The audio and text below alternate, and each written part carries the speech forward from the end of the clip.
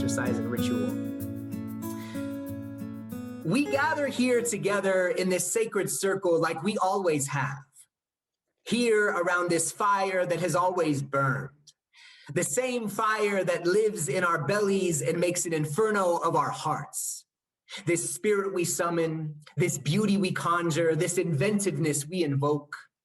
What is a vessel but a carrier of the coveted, a transmitter of quintessence, a conduit of culture? Come and meet us at a place where ritual is given a body, where ceremony is given a face, where our existence transfigures into a song we warble in unison.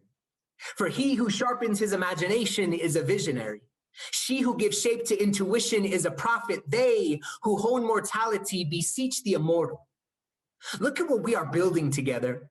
We, the masons of reimagining, the architects of metamorphosis, the repositories of our collective consciousness, blessed be the makers, the ones who set themselves ablaze willingly to warm the masses, the ones who traverse the unknown, giving life to the unseen. Join us as we turn ourselves inside out. Watch as we illuminate what kindles inside our bones, these places where we find and lose ourselves at the same time, these messages we devise with purpose, these aesthetics we mold from the supple clay of our minds. Join us at these holy places of abandon, these playgrounds of ingeniousness, these geneses of more inspired tomorrows. For who does not admire a flower unfolding? Who does not feel the warmth of the sun shining boldly upon their face? Whose feet do not move with the coaxing of the drum sound? Come and meet us at a new juncture where expression devoid of consciousness is merely decoration, where art is an insistent incubator for justice, where equity and access are an altar we decorate with the flowers of promise and purpose. For what is it to highlight the margins but an attempt to balance the scales? What is a raised fist but a war cry in the language of the purposely silenced? What is dissent but an innate aversion to the confines of the status quo? Let our hands reach for the stars, grasp them, and share their tangible glow with anyone drawn to their light. And here, we will all shine and wander together. Here, we will eradicate all of the man-made barriers we impose upon one another. This beautiful burden we carry, this responsibility tethered to our pens, paint, pirouettes, percussion, and performance, this work, this digging, these hands unearthing the truth, this joy, this beauty, this struggle, these songs, these testaments, these heirlooms, these markers of humanity that remind us that we are here, that we are alive, that we always have been, and that we always will be. Thank you. I, like you, have been thinking a lot, hopefully, about justice and freedom and liberation lately. Justice, what it means, who it's for, how it shows up in society, in love, in our hearts, in literature. How do we get there? Is it a destination? Is it a process? Is it an imaginary place? Sometimes I'm not sure. This poem is titled On Justice and Us. There are sweet bells of justice ringing righteously in the distance. From where we stand, the sound is faint but unmistakably beautiful. From where we stand, faith convinces us to listen to what we hunger to one day see.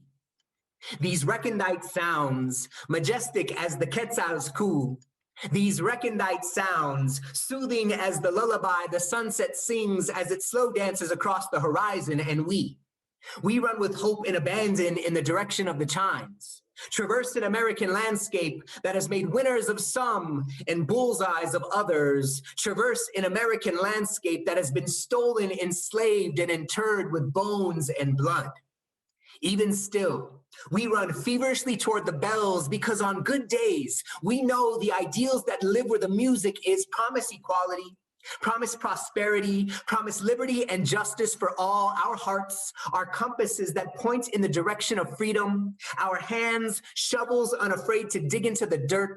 Our voices, keys we use to open doors not meant for us to walk through. Our minds, luscious playgrounds where dreams and better tomorrows marry in the chapel of perseverance. For in the distance, maybe just outside our reach, balanced scales beseech to be seen.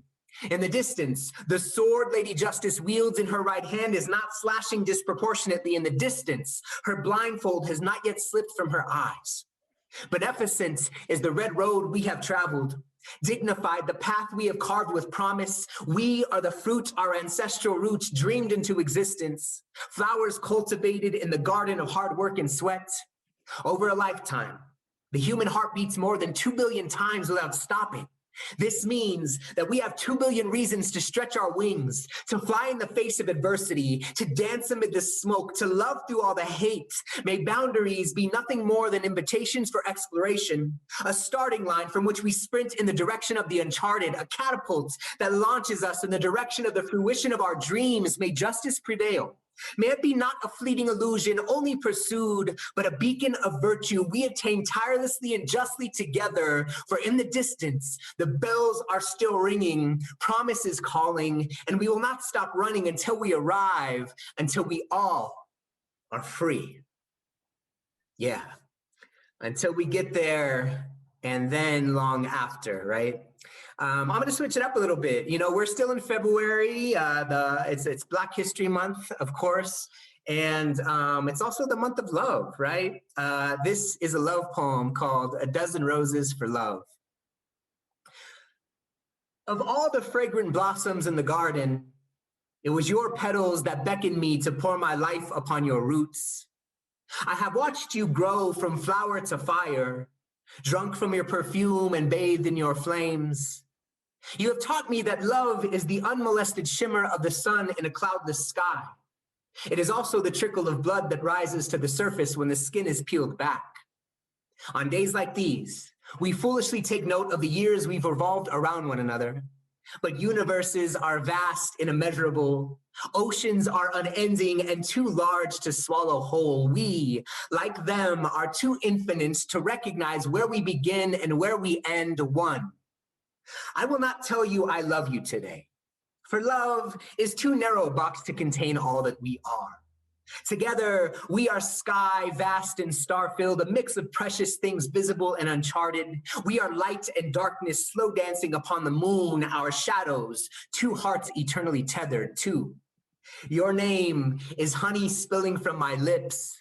When I speak of you, the air around me sweetens. Your syllables are the breeze the bumblebees get drunk upon. My heart is a garden that grows things you've planted. My soil, an addict for your hands, three.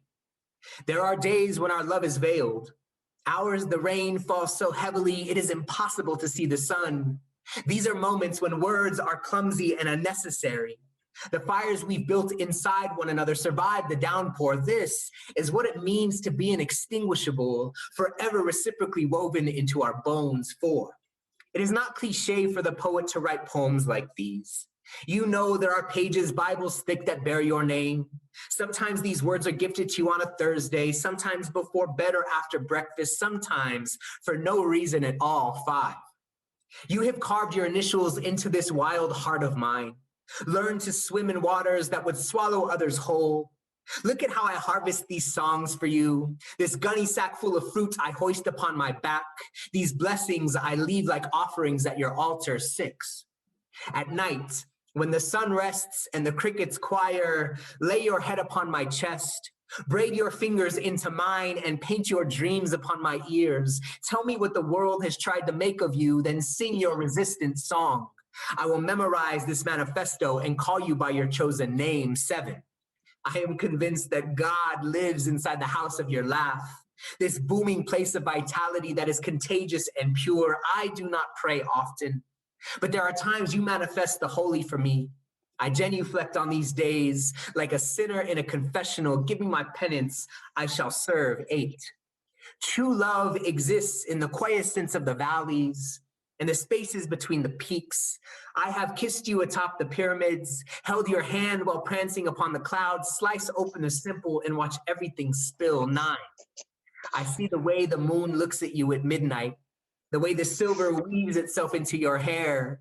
Incandescence casts a devilish smile in your direction, stardust lingering like blush across your cheeks. When you tell the celestial you are mine, the sky abandons us both. 10. In the distance, the world is collapsing in on itself. Faith is a lost soul holding a gun to its own head. The suffering outside is booming and wretched, but you and I are an island of chaotic peace. Our love, a refuge we escape to, if only in our own minds. 11. I will not give you flowers today. I will not take the life away from something living to elicit a smile from you. Instead, I cut these roses from my being, some pretty, others withered, all with thorns. This vase I place into your hands is filled with water and life. This gift of petals I throw at your feet. 12. We are but falling stars across the cosmos, flickers of life that slowly plummet to the grave. I will leave this world having felt the fire of another, given my blood and bones unselfishly. This is the purest sacrifice and reward that has ever been. Thank you. Still encourage you, use the chat. We'll be chatting, a little bit later. This is another love poem. Shortly, either on or shortly before Valentine's Day, I posted this with the caption, "What is love but magic?" This poem is titled "When Grandpa Returns." When my grandfather returned from work, he would place his lunchbox on the mustard-colored vintage Maytag dishwasher, find my grandmother, and kiss her 3 times on the lips, saying, "Te quiero mucho, vieja." He often left traces of sawdust on her blouse from his day's work at the carpentry factory. One Wednesday, as my grandfather and I sat on the sofa, he asked me to pull the old photo album off the shelf. Together, we flipped through family photos. He introduced me to distant relatives, showed me the place he was born, and ended by holding a picture of himself in a coffin at his own funeral. Suddenly, my grandfather's words morphed into an hourglass. The sand descended as he began to gather into a small pile of sawdust sitting next to me. My grandmother came into the living room and asked, "Who gave you permission to look through the old photo book?" I told her abuelo said it was okay.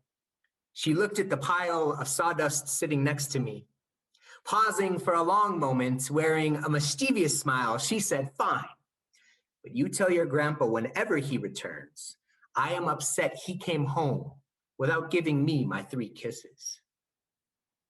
Gonna shift gears again. I love that poem. It's like loosely based on my grandparents. And, sometimes you got to throw a little magic into things. But yeah, that one always makes me feel good when I read it. But yesterday should have been Elijah Mclean's 25th birthday. And if you don't know about Elijah Mclean, learn about Elijah Mclean. He, like countless other Black men in the United States, had his life taken at the hands of police and other first responders. This poem is a part of a series that I'm currently writing called Numbers for Days. They're poems in numbered parts about social issues. This poem is for Elijah Mclean. 1. The violin is not a simple instrument. It is maple and spruce and more. 70 pieces, a body, a soul, a neck. 2. Elijah was not a simple man.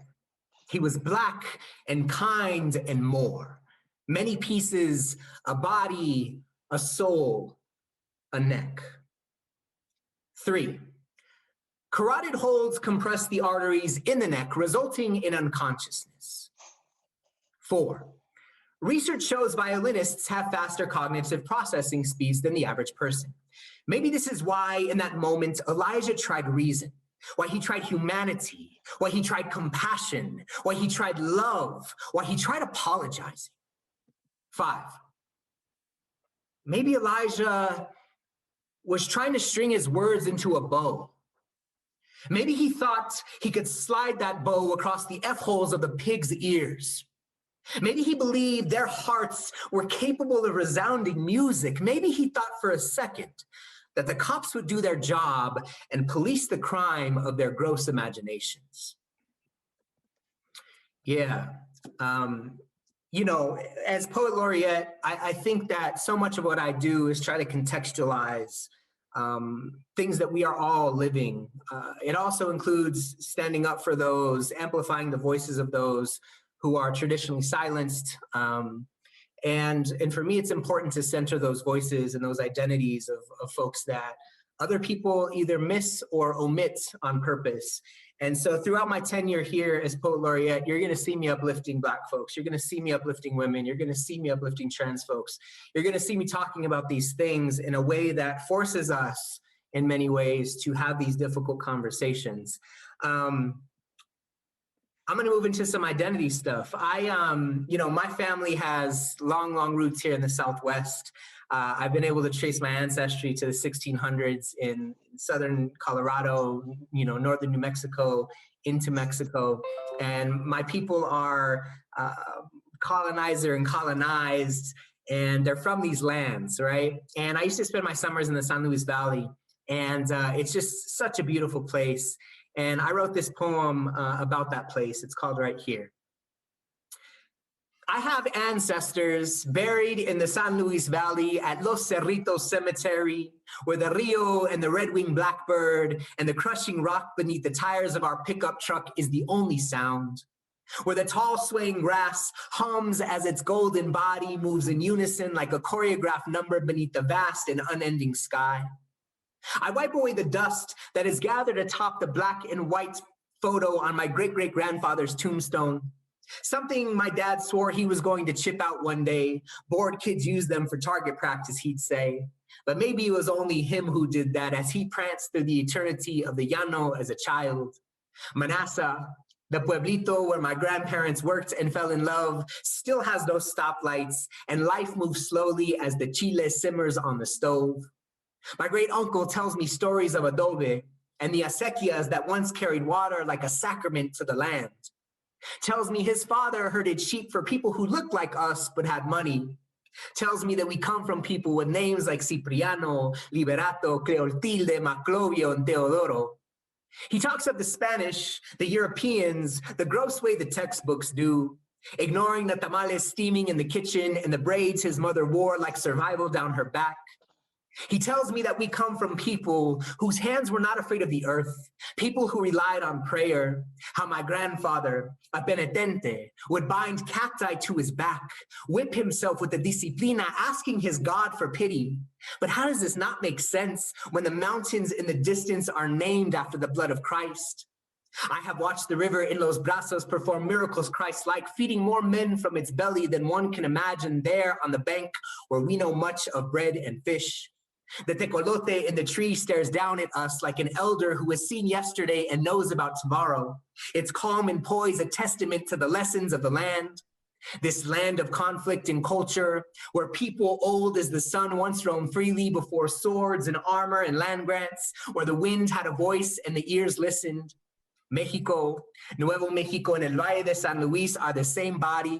The migration back and forth before imaginary lines is ancient, so when they ask us where we are from, in that tone, in that loaded way we know all too well, we simply point to the soil and say, right here. Yeah. Thinking about kindness and where we're at right now, I often dream of a kinder world, right? I dream of a world without borders. I dream of a world where we activate kindness instead of an irrational fear of difference. We have a new president, but we still have kids in cages. We have people demonizing migrants for doing what their ancestors have done since the beginning of time, migrate, right? And unless you are indigenous to these lands, you too at some point came from somewhere. And this poem is for those who have forgotten. This poem is titled Instructions for Those Who Fear Immigrants and Refugees. Start by climbing your family tree. Traverse the beautiful branches, passing your parents and familiar relatives until you arrive at your ancestors. Take a moment to recognize your eyes and theirs. Smile, embrace them, talk to them. Do not be alarmed that they speak a language different from yours. Teach your tongue, the linguistic amnesiac, their idiom. It used to be yours too. Share a traditional meal with them. Maybe one lost to assimilation in the melting pot. When they pass the bread, take notice of the calluses on their hands, the way their tattered clothing seems to drape from their bones. As your foremother clears the table and your forefather moves to sit in his favorite chair, ask them how it felt crossing an ocean to reach the land of opportunity. Now descend from your family tree, and in your best broken Spanish, ask the same questions to the earth-colored man who cooks at your favorite restaurant. Ask the woman who cleans toilets in your office building. Ask the child crying in a cage. Ask them how it felt being forced to leave home to reach the land of opportunity. Their stories will sound exactly like the ones that are running through your veins. We are closely approaching spring, right? I can't believe it's already that time almost. And I just love the metaphor of spring, you know, and last year was a completely crazy year, but the seasons continue to change and there was some normalcy in some things. And I remember writing this 1 or 2 days into the new spring year while COVID was like just taking root. And so this is a ghazal. It's an old Arabic poetic technique that usually has a refrain. This is a ghazal for spring. For now, let us hang our pain and worry on the closest hook and admire the quiet snow falling like balm outside. It is spring. If you will, turn off the news and be still for a moment. Listen to the loud sound of silence that sings, it is spring. The coyotes and deer and bear have begun to reclaim the land. The water is clear, the fish are swimming, it is spring.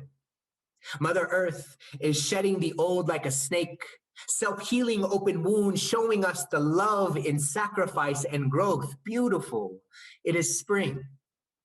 Chase the smile welling inside you, even if you feel it is fleeting. It is proof the sun always has your back. It is spring.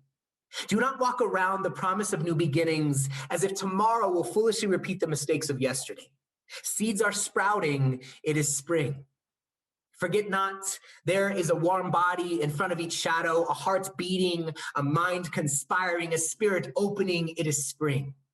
This morning, entangled bodies made love as the cold rain fell softly outside, physical distance morphing into metaphor, climax, equinox, it is spring. The wind is howling outside. The hood is a siren that's not sounding. I'm contemplating what will bloom from all of this. It is spring. So yeah, I did a lot of writing last year. COVID was, a great muse. And so I'm going to move into a couple of poems that are COVID related. This first one is the first poem that I wrote as things were really starting to get weird for us. I wasn't too creative at that time. So this is just called COVID-19. The sirens are sounding. The screams are loud. The virus has packed its bags. World traveler without a passport. Borders are man-made. Walls cannot contain life on the move, but that's another story. Asian businesses were empty before streets, racism. The toilet paper is gone. Panic begets panic. My 3 p.m. meeting is now a Zoom conference. Tom Hanks is raising his hand. Let's talk about the poor. 30 million uninsured, ends meet public transportation to get there. Self-quarantine privilege paradox. Blue collars can't work remotely. Hourly wages side-eye the salaried. Go ahead and cancel school. Child care is a killer too. Industrialized without a heart, developed without a conscience. Capitalism gaslights, blames our bodies instead of broken systems. Wash your hands, cough into your sleeve. Plutocracy lampooning universal health care. Call on your God or whatever. Just don't touch your face if you make the sign of the cross. And as the conversation continued, we got into this thing, really talking about essential workers, right? Who's essential, how, why. And so I wrote this for those workers, people that are friends of mine, people in my family who were going to work despite everything that was happening. And those of us who had the privilege of working from home and sort of, watching the world from the comfort of in safety of our homes was difficult for me. And so I wrote this for the workers. And together we watched it happen. Watched the stars come out at night. There, right before our eyes, a grand reveal. And the stars, the people, they did what they always do. They got up, they packed their bags, they didn't complain.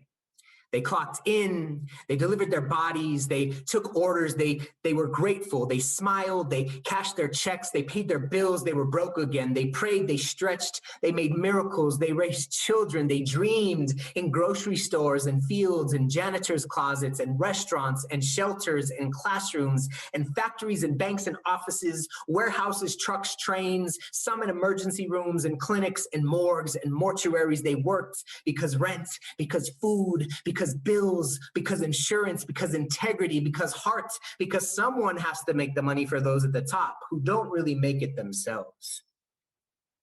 I was hooked to the news, during these times, and just looking at what was happening and how things were shaping out around the country and the world. There was one morning I woke up, though, and I read a beautiful headline.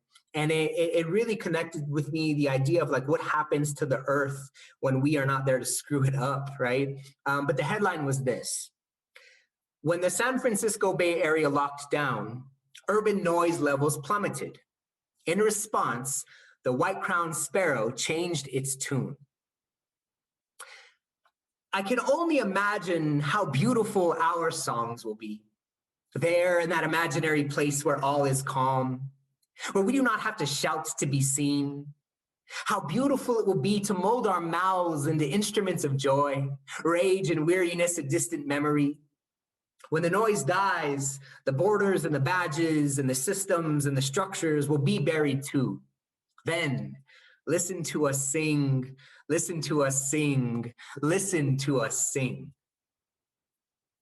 Another thing that the pandemic brought was like our inability to move, right, to travel. And my work often takes me to places all over the country, outside the country. And one morning I just woke up with like the longing to be somewhere else. And I wrote one long sentence about that. That's what this is. I can't wait to wake up in the arms of a city I don't know and stumble into a cafe and eat whatever they offer for breakfast and smile at a pretty girl who speaks a language I don't understand and introduce my eyes to sights unfamiliar and take photos of things I want to remember forever and talk with someone about what it means to exist there and listen to music billowing from a building that looks nothing like home and write love poems about the landscape and figure out how to give more than I take and sip on whatever it is they drink there and put my feet into the water or my hands into the soil and connect with the art makers and hop into a car or board a train or melt myself on some animal and just be and go wherever the wind commands, because we are all just dust anyway and the world is big and there is so much to see. Yeah. I'm going to do two more and then we can hop into conversation. How's that? That sound okay? So I did get one international trip in during COVID because I had a project in Oaxaca that I was working on. And after talking to, my folks here and talking to the people in Oaxaca that I was going to be working with and, talking about what it meant in that community to visit during this time, we decided it was okay for me to come. But I wrote a goodbye letter to 2020 in Oaxaca. And that's what this is.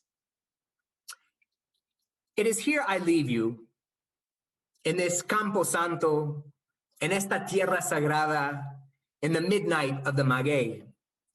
It is here I leave you, where the calacas dance, and the guitarra cries, and a mockery is made of mortal things. It is here I leave you, standing atop the cobblestone, en mis manos una vela encendida, brazos llenos de flores. It is here I leave you, mezcal a my breath, agua bendita goteando de mis ojos, sonrisa en mi cara. It is here I leave you, dressed in all black, cempasúchil derramando de mi boca, oraciones convocando mañana. It is here I leave you, cantando esta despedida, ya no te buscaré donde ya no estás, quieto es la rabia dentro de mí. It is here I leave you, bajo el cielo infinito, todo tiene su momento, todo tiene su fin. It is here I leave you, where the altars are dressed and the papel picado sways, las estrellas nuestros testigos. It is here I leave you, hands converted to shovels, cavando esta tumba, soon grass will grow over the scar left in the earth. It is here I leave you, These words an epitaph, copal rising like a spirit, el viento a pallbearer carrying you away. It is here I leave you, Zapotec moon shining, bridges set afire, ceremony spilling from the street. It is here I leave you to join the parade of other expired things, hasta nunca jamás, hasta entonces. And I want to end with one poem that it's sort of a critique of the old table metaphor that we use. Yeah, I'll leave it at that. Come, all of you, and gather around the table. Bring with you the heavy luggage society has unfairly packed for you, the bags overflowing with barriers you have somehow ingeniously figured out how to navigate. Or if your bags are a bit less heavy or are filled to the brim with privilege passed down like an heirloom, bring them too. Do not fret if you feel your cup is empty or if your china is encrusted with gold, for today we'll treat this table as an equalizer. Today, honest conversation and selfless action will be the food that nourishes us. Before we sit, let us pass our stories around like bread. Take a piece for yourself, but always be conscientious. Ensure there is enough to go around. For some know, there is not always enough to go around. Or maybe there's always been enough. Maybe in the back, in the rooms where the food is prepared, there is a surplus of things tucked away from the grasp and eyes of the peering. Stockpiles of things, cannily sharing a wall with moaning scarcity. Maybe the meal was designed this way, where some are intentionally invited to the helping and others intentionally left off the guest list, no seats pulled out or given up, no place setting bearing their name. And as they say, if you're not invited to the table, it is possible you are on the menu. And those without seats, those tired of being consumed, have this collection of your ugly we have been saving. Saving for moments just like these, boxes filled with old bones and new blood, attics packed with epithets and mason jars full of scars, cedar chests stacked with broken treaties, and the nooses tied around our forefathers' necks. We keep under our beds the sting of your water hoses and the no dogs or Negro signs you once flew proudly like flags. Buried in lockboxes beneath our fruit trees is the barbed wire of your internment camps, the bars of the prisons you built, salivating with us in mind. We have, next to the extra Virgin Mary candles in our closets, the gods ripped from our grandmothers, the languages you choked out of our throats. We have albums thick with snapshots of history our DNA refuses to forget. We store in file cabinets next to broken olive branches the names of family and friends deported, the names of family and friends banned, and you wonder why we grimace when we taste your apple pie. Why the sweetness you savor is too bitter for us to swallow. You wonder why we kneel when your flag is raised, why our bald fists still have to punch holes in your pretty blue sky, because we know that what the machine hasn't already swallowed, it will most definitely be coming for. Tractors with growling bellies and flesh between their teeth, this disease that runs rabid through them, this unquenchable thirst for things that are not theirs. Your tables are not new to us. These tables you made us fashion but refused us to sit at. Our hands and feet and hearts know them well. This perk of being the builder, this perk of baptizing the wood with your sweat. In your rearview mirror, you can see us coming for you. But we're not aiming for your head necessarily. We're aiming for the humanity that lives somewhere in the basement of your heart. Our very existence is ceremony, this struggle sewn into our being, this survival radiating from our resilience, this joy we make space for despite the sting. Do not be surprised if we ask why the invitation was late. If we show you we've built a table of our own, one we fashioned out of necessity when we realized yours wasn't large enough to hold us. Do not be surprised if we hand you a wrecking ball before we do our voice. If we ask you to dismantle the comfortable place you sit at as we watch, then when you are finished, pass the wrecking ball to us. We too will break down the silos we have built. Then, when we are both left standing in the rubble of what used to be, let us weigh our pieces until the scale is balanced. It is not enough to have a seat at the table. One must be the designer of it. So let us rebuild to destroy and rebuild anew. Let us unpack our bags, lend each other our ears, and gift each other our hearts for listening and loving. Our foundations to understanding and conflict does not have to be combat. Conflict can be a supple garden that change grows in. So let's grow things together. Let us sit at a new table, pass our stories around like bread, eat, be fed, be healthy, be valued, and truly be heard. Thank you so much for listening. appreciate you all for tuning in. Now I think we can chat. Yeah. Thank you. Thank you. Everyone, please make some digital noise for Bobby. That was phenomenal. Wow, wow, wow. Bobby, while you've been performing, I've been watching everyone here in this virtual community space, and your words are evoking almost a physical, not almost, but a very real physical reaction in people. I'm seeing emotion just spill over people. When did you realize that words had this kind of power, or was it something smaller and you've kind of grown into it over time? But can you speak to the power that your words carry when you perform? Yeah, I think for me, I fell in love with poetry through storytelling of all types. Before I even wrote a poem in my life, I came to poetry through a few things, but theater. So I was always an actor. I love storytelling. I was raised in hip hop culture. That's steeped in storytelling. But there's something powerful about the connection that we have with each other when we're telling our stories, when we're listening to our stories. And really, all I try to do is be the best I can at that, to create connection with people through talking and listening, really. And for me, I started to realize that I had something for it when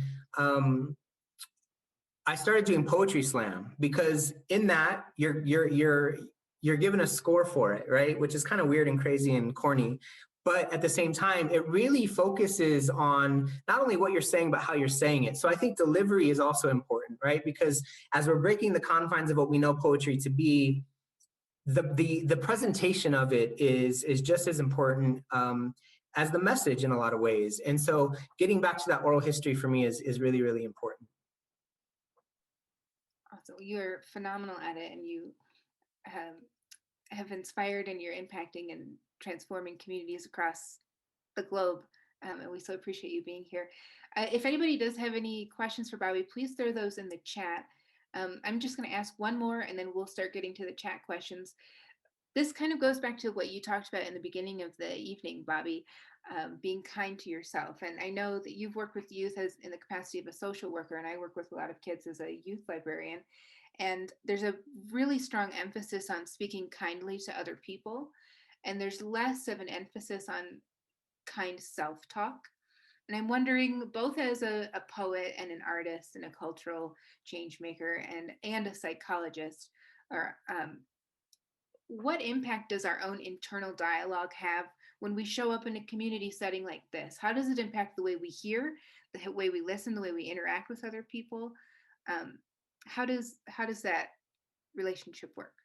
Yeah, I mean, I think the most intimate relationship we have or should have with anyone is ourselves, right? And we should be in tune with who we are and treat ourselves well and root ourselves in a way that makes us strong so that we have the capacity to be kind and serve others, right? And I think that the closer that we can get to the love of self, celebrating who we are, regardless of what that is, devoid of all of the expectations of what makes a human successful or what makes a human desirable to other folks. As an artist, we explore that a lot. We're alone a lot. I think when you think about artists creating, especially writers, it's a very solitary process. So you get to know yourself very, very well. And that's all of the good, that's all of the challenging, and you have to find how to marry those things. Like, how do you connect to yourself in the world around you in a genuine way? Again, because I think the more that we can work on ourselves, the more that we can pour into others, right? And if we're empty on our own,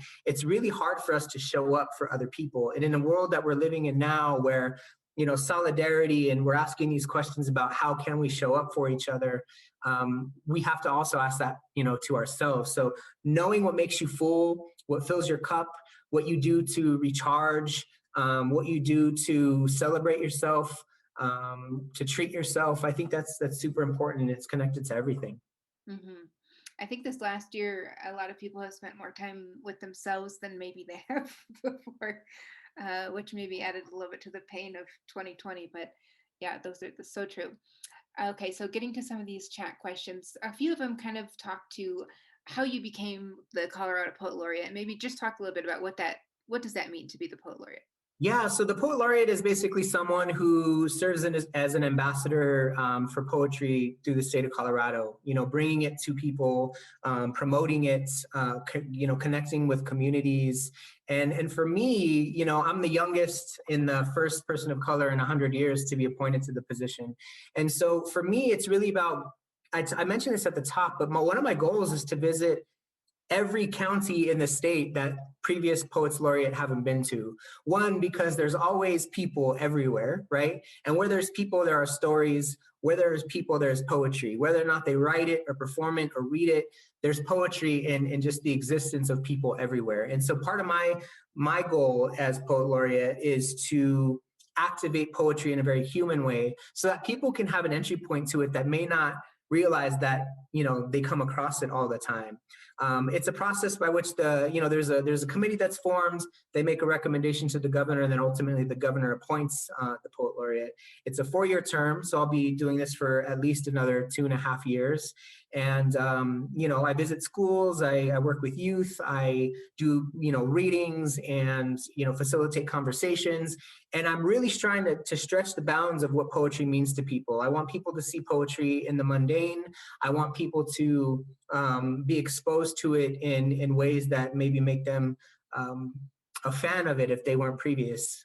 So in a nutshell, that's kind of what I'm up to and what the work entails. Fabulous. For anyone who didn't hear you before tonight, I'm sure you've got a lot of new fans in the room tonight. And just speaking of that, one of the best ways to connect with Bobby after this evening's program is going to be on Instagram. And we will drop his Instagram handle into the chat so you can look him up there. Bobby, how do you decide when you use Spanish in your poems?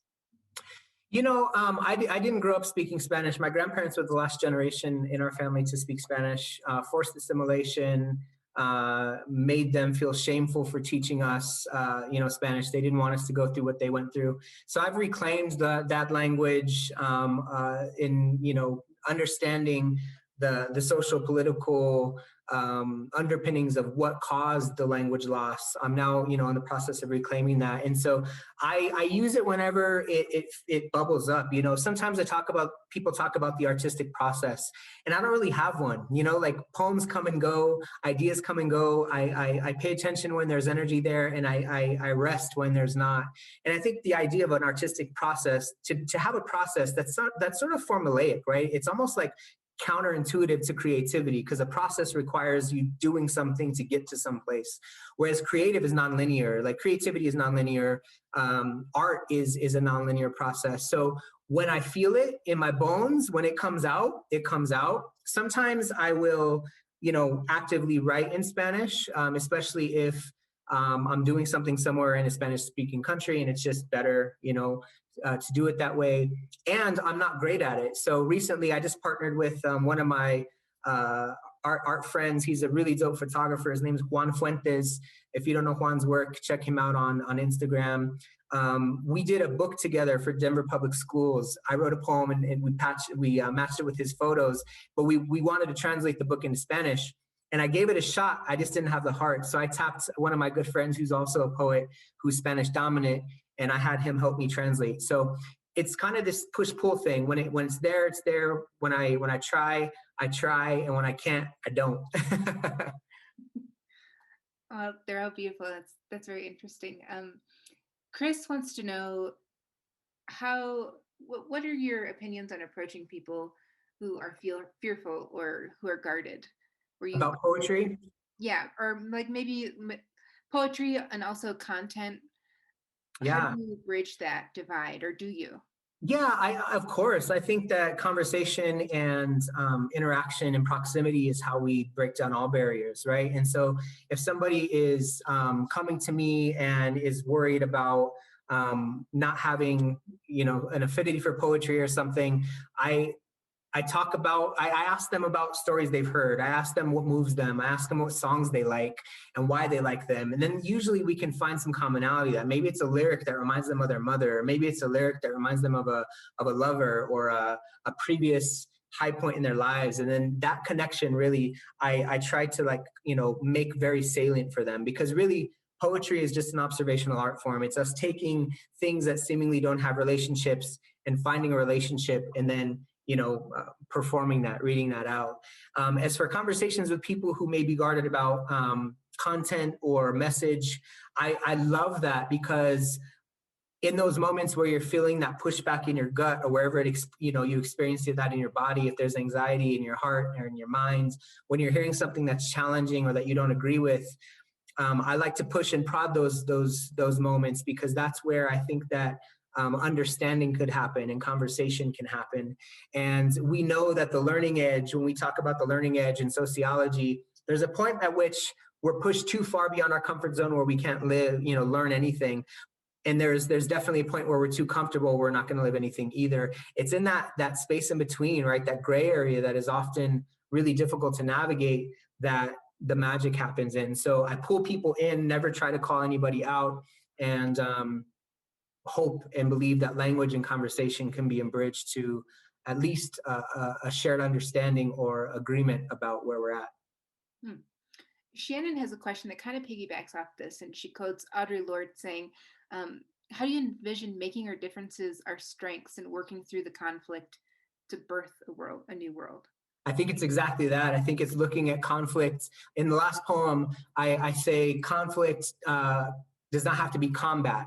Conflict can be a supple garden that change grows in, right? So reframing the idea of what conflict is, and not looking at conflict as a negative thing, but an opportunity, right? I think that conflict, that tension in conflict, when we talk about acting, right? For instance, when an actor trains, we train in conflict, right? It's the conflict that makes a story interesting. If everybody's all in agreement all the time and nothing is ever happening to disrupt the normalcy of the story or our lives, there's no point by which we grow, right? And so I think that by reframing conflict and taking it out of the world in the realm of being problematic, and really creating that soil to grow things out of it, I think that that's really what I push for. I push for, and there's sometimes where there's no common ground. Like I've had heated conversations with people that are just not interested in changing their minds. They're not interested in opening their hearts. And there's always going to be a subpopulation of folks like that. And I don't really water that when I know that there's nothing there. But I think it's that. I think it's changing the connotation of what conflict is. For people in the room who want to embrace that and kind of engage in those kind of conversations through poetry, do you have any resources you'd recommend? Or another question that kind of goes with this is, do you think that anyone can be a poet? Do we all have that within us? Yeah, absolutely. I think we're all poets. Some poets write poems. Other poets look at the world in a way that's poetic. And my definition of poetry isn't relegated to creating or reading or writing poems. I believe that we are all observational people, and that, yeah, anybody can do it. I don't believe in the hierarchy of that academics tell us that poetry looks a certain way, it sounds a certain way, it has to be this. I throw all that out the window. And yes, so I believe that everybody can do this in their own way. Some people will never share, but there's something innately beautiful about trying to make sense of things that words just can't describe, right? And we do that whether we think in our minds, and the thoughts never go anywhere if we jot that down in journals. But it's a place for dreaming and imagining and existing in a way that pulls us from the norm and allows us to look at ourselves and the world around us in a way that's more robust. Thank you for that, Bobby. And thank you, everyone in the room. Again, can we make some digital noise for Bobby LeFebre? And as a closeout, if you wouldn't mind, please just drop a word in the chat, one kind word that you want to pass on to our digital neighbors to carry. And let's all collectively try and take this initiative that lasted 3 weeks at Anythink Libraries and stretch it out into our daily lives and kind of live this out. Bobby, thank you so much. For the teens in the room and for the parent or guardian of teens, Bobby is doing another event with us at Anythink, a virtual teen writing workshop on March 26th. We will be, that should have dropped in the link. If not, check out our website, anythinklibraries.org for that. You can find Bobby on Instagram. I'm seeing a lot of really beautiful words of kindness. Thank you all for coming, and I hope you enjoy your weekend. Thank you, Bobby. Appreciate it. Goodbye, everyone.